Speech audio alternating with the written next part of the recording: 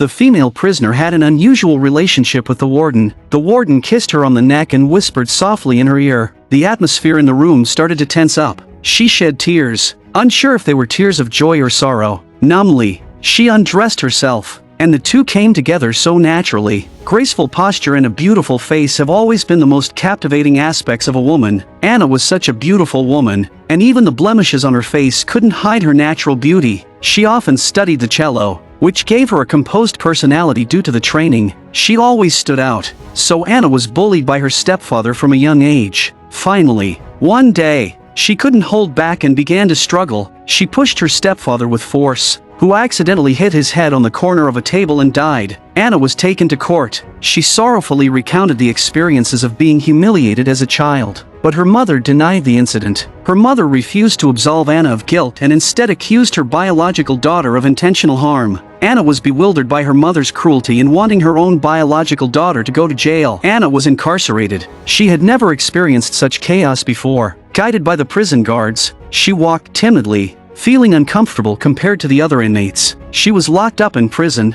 with a roommate named Jeannie. Upon their first meeting, Jeannie was captivated by this new companion. Anna introduced herself first. Jeannie had bright eyes, neatly trimmed short hair, and fair skin. Even in prison, she was considered a beauty. However, she was always quiet, often holding a book and staying hidden in a secluded corner. Perhaps because the inmates couldn't derive any pleasure from her, they preferred to keep their distance from Jeannie. That way, Jeannie was rarely disturbed. Life in prison was too monotonous, leaving inmates to vent their dissatisfaction with life among each other. It was clear that beautiful women would attract envy. Anna's arrival caught the attention of most of the inmates. That day, all the prisoners were engaged in outdoor activities. While they called it a stadium, it was actually a giant birdcage surrounded by nets. Escaping was nearly impossible. As soon as Anna entered, the leader of the white gang rushed toward her. Speaking of gangs, the prison was divided into 3 groups. Apart from the white gang and the black gang,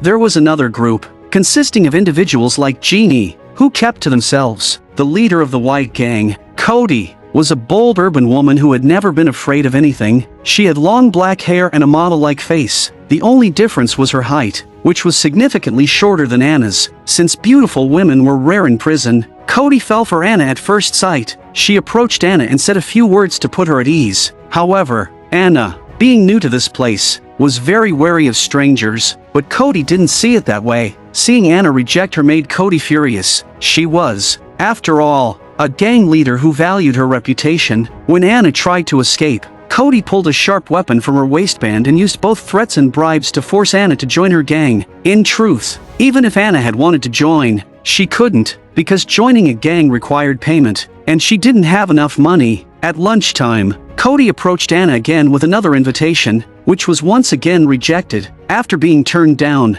Cody was enraged and resolved to teach Anna a lesson for rejecting her. She pushed Anna to the ground and lied to the guards, claiming that Anna had fallen on her own. While Anna was doing cleaning work, she was cornered in a secluded area by a group of people. What followed was a brutal beating. Afterward, they didn't forget to mock Anna as she lay on the ground, weakly groaning in pain. During the prison guard's investigation, Anna could only say that she had forgotten who attacked her. The prison medic couldn't stand by and watch. Out of kindness, she warned Anna to be careful. After some thought, Anna decided to seek help from the warden. She regarded the warden as a figure of fairness and approached him with high hopes, believing she might receive assistance. Anna didn't realize how unlucky she was. She was only about to sink into an even darker abyss. The despicable warden made unreasonable demands of her. He expressed his desires to Anna, but she firmly rejected him. Having just escaped the control of her stepfather, she refused to fall into someone else's hands again. Anna grew increasingly disillusioned with her situation. She couldn't expect a fair trial in court, nor could she escape the bullying in prison. She crossed her arms and sat dejectedly on her bed, lost in thought. This scene was noticed by Jeannie. Jeannie, who had taken a liking to Anna, comforted her and pulled her into a gentle embrace. She told Anna that the prison's rules demanded strength to survive. The only way to find peace was to fight back against those who bullied her. 2 lonely hearts met that night, clinging to one another, seeking warmth. The next day, Anna bravely seized the right moment and challenged a white gang member. She pinned someone to the ground and gave her a fierce beating.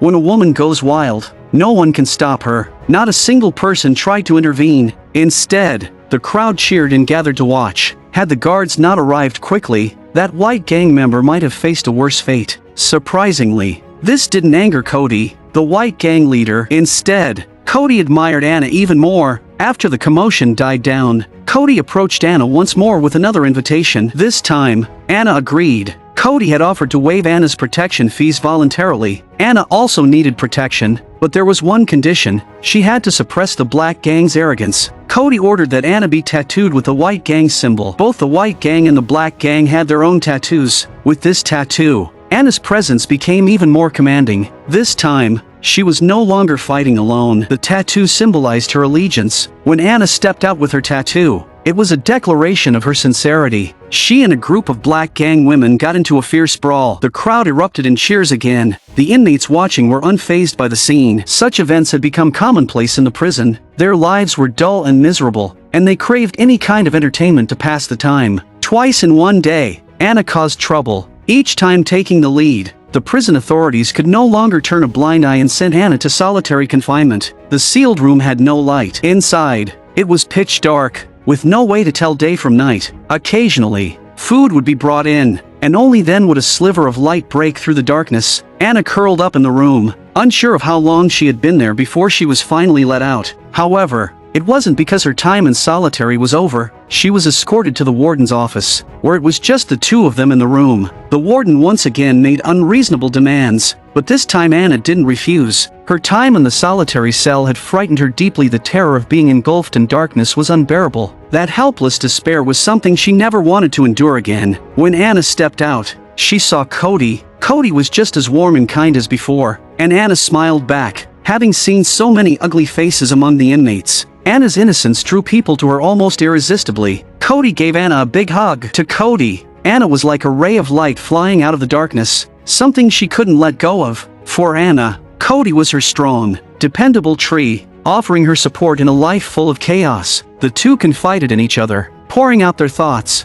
until the guards came to take Anna away. Her mother had arrived. After suffering so much, Anna longed for her mother's comfort, but her mother left her deeply disappointed. Her mother berated Anna harshly, condemning her for what she did to her stepfather. In her mother's eyes, the stepfather was still a remarkable man. He was the one who had given them a safe home. Even though he had done such despicable things, Anna couldn't understand why her mother ignored her suffering and even sympathized with the person who had wronged her. In truth, most people wouldn't understand it either. A parent's role is supposed to be to protect their children, isn't it?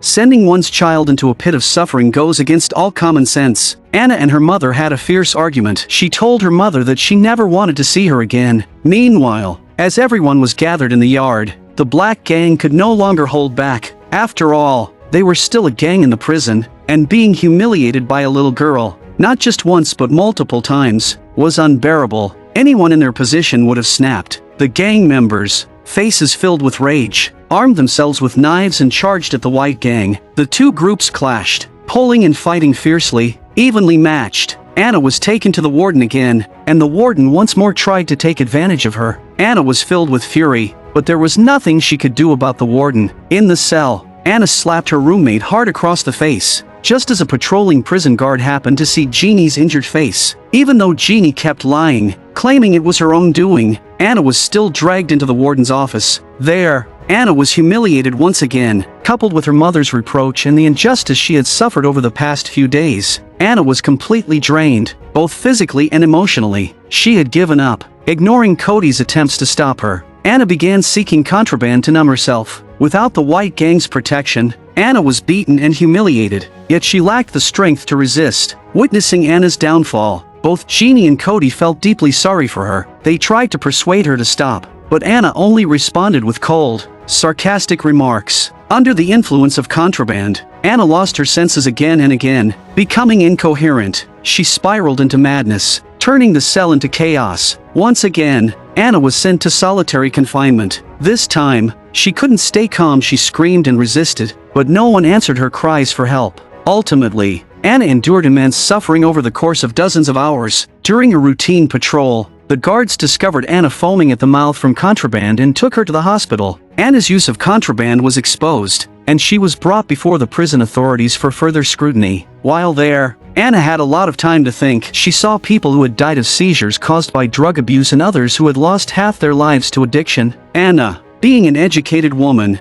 pieced together her knowledge and came to a conclusion. She couldn't continue living this way. She had to pull herself back together. During this time, Anna met a kind-hearted doctor who helped and comforted she repeatedly. The doctor realized Anna wasn't a bad person and expressed sympathy for the hardships she had endured. Wanting to help Anna, the doctor agreed to her request to call her mother in for a visit. When Anna's mother learned about everything her daughter had gone through, she finally realized the mistake she had made. She apologized to Anna and expressed a desire to make up for her wrongdoings. Her daughter was so pure and didn't deserve to be imprisoned like this. Overcome with guilt, Anna's mother broke down in tears. Anna's mood improved rapidly. She stopped using contraband to numb herself and decided not to rely on Cody anymore. She understood that in such a harsh environment, no one would help her without expecting something in return. She despised those who sought to harm her. Upon returning to her cell, Anna endured the pain as she scraped off the tattoo from her shoulder. Without the white gang's protection, she became even more vulnerable to humiliation in prison. But she didn't retaliate. She had a bigger goal in mind. She wanted to get out of prison, to leave the prison with good behavior. She knew she couldn't stir up trouble. However, in prison,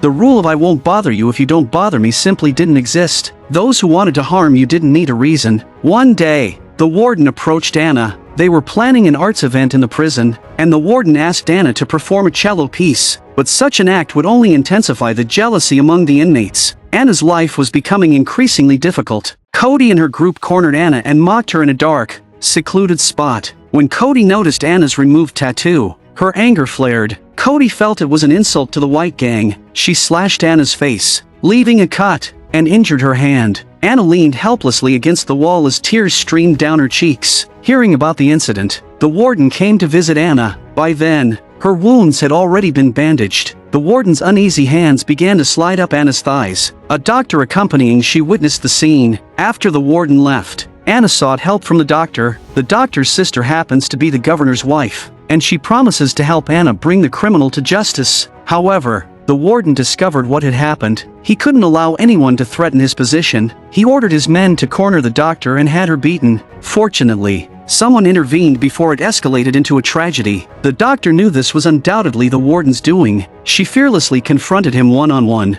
However, the experienced warden was completely unfazed, as he had long been accustomed to such situations. Faced with someone so shameless, the kind-hearted doctor felt powerless. The only thing she could do was leave quickly and seek help from her sister. But the danger was far from over. As the doctor entered the locker room, she was suddenly attacked by a prisoner. When Anna walked in, all she saw was the doctor lying lifeless on the ground. The doctor's eyes were wide open, brimming with a searing hatred even in death. Terrified, Anna stepped back, trembling, before the guards escorted her out of the room. It all felt hopeless. On the day of the arts event, Anna's cello performance unexpectedly won widespread praise. Even the rowdy prisoners quieted down under the spell of her music. The warden grew increasingly infatuated with Anna. Using the promise of parole as bait, he lured Anna into his disgusting trap. This tactic proved effective on Anna. On the day of her parole review, the warden once again revealed his sinister intentions. He gazed at the beautiful and innocent Anna, reluctant to let someone so pure and lovely leave. His obsession with Anna drove his crimes to new extremes. He fabricated false accusations against her and presented them to the parole board. The hard-earned opportunity was wasted just like that. Anna resolved to take drastic action. She showed the parole board video evidence of the warden abusing her. The board members were visibly shocked. The seemingly refined and gentlemanly warden had committed such acts. The warden, panicked, leapt up and attempted to snatch Anna's phone, but he was stopped by the board members. The warden's downfall was inevitable. In fact, the board had already been suspicious of him for some time and would never have let him off so easily. Combined with the evidence of the murdered doctor, Anna now needed to take the next step in her plan. She sought help from Cody again. Knowing Cody's extensive connections, despite their recent falling out, Cody still held Anna in high regard. Cody, who cherished Anna's innocence, even amidst their conflicts, she willing to help. She bought Anna a phone, and with Cody's assistance, Anna finally exposed the warden's crimes. As a result, Anna was freed. She shed her prison uniform, donned her own clothes, and walked out of the prison to embrace her mother. This absurd chapter of her life had finally come to an end. In the final scene of the movie, Anna appears on stage in a black dress, performing her beloved cello, even with faint scars still visible on her face. They did nothing to diminish the beauty of the moment. Her mother sat in the audience, crying as she listened,